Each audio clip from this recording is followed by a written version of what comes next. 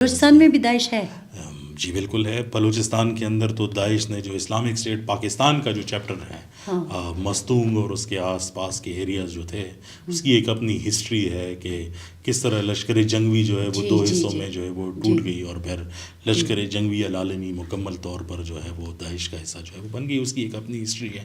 لیکن آپ بارڈر کی جو ہے وہ بات جو ہے وہ کر رہی تھی اور بلوچستان کی پشتون ایریاز کے حوالے سے لیکن میں یہ کہہ رہی ہوں کہ یہ دونوں پھر ایک امبریلا کے اندر آ کے اپنا چونکہ آپ کا دشمن ایک ہے تو یہ کہیں آ کے پھر اکٹھے ہو جاتے ہیں. ہم آئیڈیولوجیکل جو ہے وہ اوور لیپ تو نہیں دیکھتے ہیں. اچھا لیکن کوآرڈینیشن ضرور دیکھتے ہیں. کوآرڈینیشن دیکھتے ہیں. یہی آپ نے کہا کہ پھر گل بہادر نے جو ہے فلاں حملے کی ذمہ داری بھی قبول کی. اب تو ہم جو عملے آتے ہیں تو اس میں 3 اسٹیٹمنٹس ایک ساتھ آتی ہیں بلکہ یہ پہلے بھی ہوتا تھا. ٹی ڈی پی کی بھی آتی ہیں اور لشکر اسلام کی بھی آتی ہے اور حافظ گل بہادر کی which means that it's a joint venture of all of them together. اچھا جی. ریاست کے لیے یہ خطرناک بات ہے کہ ایسی جیوگرافیز سے ان ملیٹنٹ جو ہے آرگنائزیشنس کے کلیم آ رہے ہیں جس میں پریویسلی ان کا کوئی فٹ پرنٹ نہیں تھا جو اس طرف اندیہ دیتے ہیں کہ اس کی کچھ نہ کچھ ایکسپینشن جو ہے ان ایریاز کے اندر جو ہے وہ ہو رہی ہے. تو آخری وہی بات تھی جو ہم نے شروع میں کی کہ اب کیا ایسے جامع پالیسی بنانی چاہیے کہ آپ جب کہہ رہے ہیں نا کہ اتنے آئسولیٹڈ چیزیں آ کے پھر یہاں سے اس کے بھی فٹ پرنٹس مل رہے ہیں یہ بھی ہو رہا ہے تو پھر یہ کیسے اس کو نمٹیں گے؟ میڈم سب سے امپورٹنٹ چیز یہ ہے کہ آپ اپنی پرائیورٹی سیٹ کریں. تو پرائیورٹی ریاست کی اس ٹائم پہ کیا ہے مجھے تو نہیں پتا. مجھے تو پالیٹکس نظر آتی ہے بنسبت اس کے کہ یہ ہر تیسرا بندہ آ کے یا دوسرا بندہ آ کے یہی بات کر رہا ہے. That is the problem. اور جب آپ اس کو کھریدیں گے تو اس کے یہی نکلے گا آخر میں کیونکہ آپ جو لیگل لاز بناتے آ رہے ہیں اس میں ٹرسٹ سٹیزن اور اسٹیٹ کا آپس میں جو ریلیشن شپ ہے اس میں کافی بدلاؤ آ چکا ہے 2018 19 21 کے بعد. لوگوں کا ٹرسٹ لیول جو ہے وہ نہیں ہے. میرے خیال میں ریاست کو اس بات کو اب مان لینا جو ہے وہ چاہیے. اور اس کے ریزن یہ ہے کہ جب بھی آپ دہشت گردی کے لیے کوئی قانون جو ہے وہ بناتے ہیں لوگ یہ سمجھتے ہیں کہ اسے عام آدمی کو جو ہے وہ اٹھایا جائے گا کورٹ میں کھینچا جائے گا. بلکہ جو پولیٹیکل پارٹیز اس کو جو ہے وہ حکومت میں بھی ہوتی ہیں وہ بھی اس بات سے ڈرتی ہیں کہ کہیں ہمارے خلاف کل یہ استعمال جو ہے وہ نہ ہو. تو یہ ایک عنصر ہے. اگر آپ نے اس کی شروعات کرنی ہے ایک تو میں نہیں سمجھتا کہ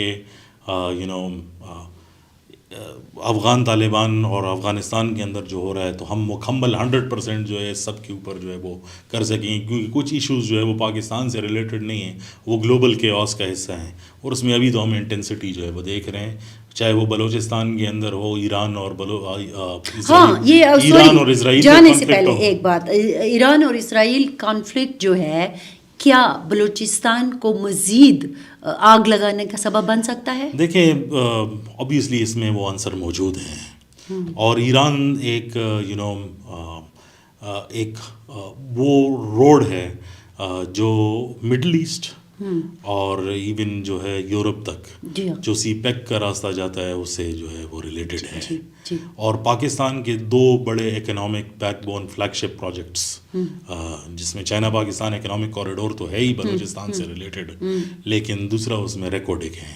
یہ دونوں بلوچستان میں آتے ہیں اور وہ دونوں فورن انویسٹمنٹ سے جو ہے وہ ریلیٹڈ ہیں. تو اگر ملیٹنسی جو ہے اور پراکسی وارز جو ہے وہ لگے رہیں اور فارنرز جو ہے انڈر اٹیک آتے رہیں تو اوبیسلی سے نقصان جو ہے وہ ملک کو اکنامیکلی تو ہو گئی لیکن گلوبل اسٹریم کے اندر بھی جو ہے یہاں پر کوئی انویسٹمنٹ کرنے کے لیے پھر جو ہے وہ تیار نہیں ہوگا. تو اگر اسرائیل اور ایران کا کانفلکٹ وہ طول پکڑتا ہے تو اوبیسلی اس کے افیکٹس اس بارڈر پر ضرور آئیں گے. اور اس کے صرف یہ والا حصہ نہیں ہم سوچ رہے ہیں لائک اگر آپ اس کو دیکھتے ہیں تو اس میں آپ صرف اکنامیکلی نہیں بلکہ آپ مائیگریشن کی بھی بات کر رہے ہیں. دوسری بات یہ ہے کہ ایران کے اندر جو ہے اگر پاکستان ڈائریکٹلی بھی انوالو نہیں ہوتا کانفلکٹ کی تو ایک بہت بڑی پاپولیشن پاکستان کے اندر موجود ہے جس کو شاید ریاست ان کے سینٹیمنٹس کو پھر کنٹرول نہیں کر سکے ایران سے ریلیٹڈ. تو آپ میں دیکھ رہی ہوتی ہوں کہ خراسان ڈائری جو ہے وہ انٹرنیشنل ایشو پہ بھی بات بڑے دھڑلے سے اور انفارمیٹیولی کر رہی ہوتی ہے. تو یہ جو ابھی ٹرمپ صاحب آ گئے تو اس کے بعد وہ تو کہہ رہے ہیں کہ میں تو جنگوں کے خلاف ہوں اور یہ ہے اور وہ ہے. تو پھر آپ کو لگتا ہے کہ امریکہ اسرائیل ایران والے معاملے میں کیا کرے گا؟ دیکھیے جو امریکن پالیسیز ہوتی ہیں اوبیسلی ٹرمپ نے اعلان کر دیا کہ میں اینٹائی اسٹیبلشمنٹ جو ہے وہ ہوں گا، لیکن چونکہ ٹرمپ کا پہلا ایجنڈا جو ہے وہ انٹرنل ہے، جس میں ہم اکانومی اور ٹیکسیشن بیس کو جو ہے وہ اکانومی انکریز کرنا ہے، ٹیکسیشن بیس جو ہے وہ ریڈیوس کرنا ہے تاکہ لوگوں کو جو ہے انفلیشن کا مسئلہ ختم ہو، تو وہ تو سب سے پہلے اس پہ جائے گا۔ امریکہ کا پرابلم یہ ہے کہ اگر امریکہ سفر کرتا ہے تو جو آپ کا گلوبل بیس ہے ڈالر کا وہ بھی سفر ہوگا، تو ہم جیسے ممالک تو سب سے پہلے جو ہے اس میں جو ہے وہ رگڑے جاتے ہیں جب بھی جو ہے وہ۔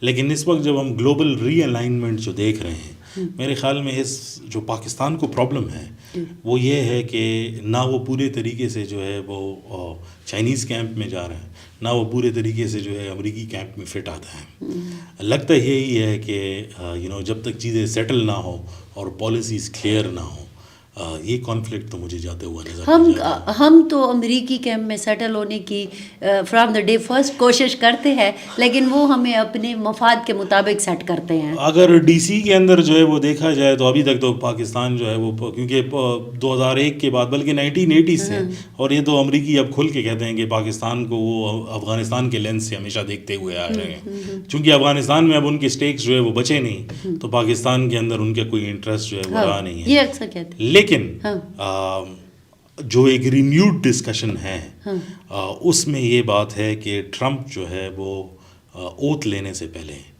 ضرور اس میں بیک چینلنگ ہوئی ہے، اور پاکستان جو ہے اس کا کوئی نہ کوئی حصہ جو ہے وہ بنے گا اس سارے سچویشن کے اندر۔ It's not just Iran Israel, look at it from the Indo China perspective also. اچھا، یہ تو پھر ایک نئے وار کے اندر ہم داخل ہو گئے۔ It could, you can call it, اگر سیٹل نہیں ہوتا تو جنگ ہے، اگر سیٹل ہو جاتا ہے تو بہت بڑی اکنامک اپرچونٹی ہے۔ اچھا، دونوں اس میں آپ پازیٹیو اور نیگیٹو دونوں دیکھ رہے ہیں، اب دیکھنا یہ ہے کہ ہوتا کیا ہے۔ بہت شکریہ افتخار، بہت ساری چیزیں، بہت سارے جو پکچر تھی وہ آپ نے کلیئر کی۔ اشاروں کنایوں میں ہم نے بات کی۔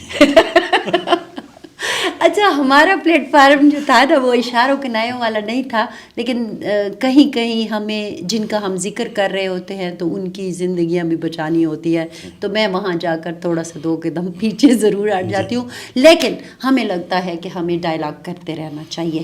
میں میڈم سوری آپ کی بات کاٹ رہا تھا، میں جو سلوشن آپ نے بات کی اس میں سب سے امپورٹنٹ چیز یہ ہے کہ اس سے پہلے کہ بہت دیر ہو جائے ایک نیشنل ڈائلاگ بلانا چاہیے۔ کہتے تو سب ہیں، سب اپنی اپنی، وہ منظور ادھر بیٹھ گیا کچھ لوگوں کو لے کر، ابھی محمود خان اچکزئی ادھر بیٹھ رہا ہے، کوئی ادھر اس میں اکراس دا بورڈ سب کو بیٹھنا پڑے گا، انسٹیٹیوشنز کو بھی بیٹھنا پڑے گا، اور دل بڑا کرنا پڑے گا، بڑا نہیں مضبوط کرنا پڑے گا۔ میرے خیال میں سننا چاہیے لوگوں کو، کیونکہ ریاست جب لوگوں کی سنتی نہیں ہے تو پھر وہ جب بڑھاس پیدا ہوتی ہے پھر الگ طریقوں سے۔ آپ نے کہا کہ لوگوں کو سننا چاہیے، نہیں، ریاست کو سننا چاہیے، لوگ تو سنانے کو تیار ہیں، ریاست کا لوگوں کو سننا چاہیے، لوگوں کو سننا چاہیے، بالکل، ورنہ یہ اگر لوگوں کو نہ سنتے تو امن پاسون کا یہ دیکھیں نا، ایک ہزاروں لوگ سڑکوں پر آنا، یہ کوئی عام بات نہیں ہے۔